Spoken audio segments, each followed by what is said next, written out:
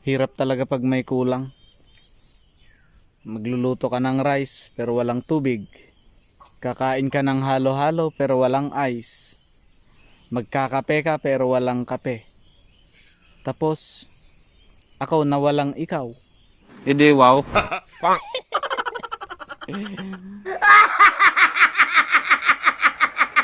At alam nyo ba kung ano ang pinakamahirap?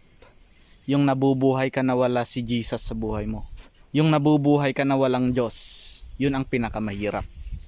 Ganito kasi yan, kahit pa ikaw ang pinakamayaman dito sa buong mundo, kahit pa ikaw ang pinakagwapo, ikaw ang pinakamaganda dito sa buong mundo, kahit ikaw pa ang nagmamay-ari sa buong mundo, pero pag wala si Jesus sa buhay mo, awan sirbim.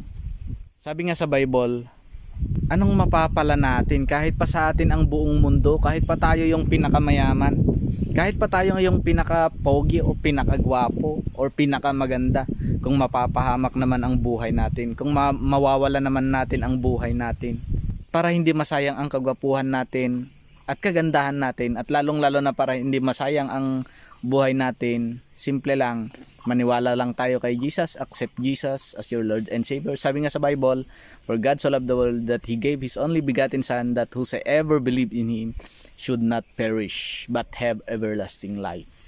Kaya naman, ito na ang pagkakataon. Huwag mo nang sayangin ang pagkakataon. Ito na yon, ito na ang panahon. Simple lang, just accept Jesus as your Lord and Savior, at hayaan mong siya ang maghari sa buhay mo, at sumampalataya ka sa Kanya. Yun na yon. Imagine, pogi ka na, maganda ka na, tapos meron pa si Jesus sa buhay mo. 'Di ba? Perfect combination. At kapag inaccept mo na si Jesus sa buhay mo, I promise you, magiging kompleto na ang buhay mo. Wala nang kulang, walang kulang ang buhay mo. Magiging kompleto yan pag si Jesus ang nasa puso mo. So,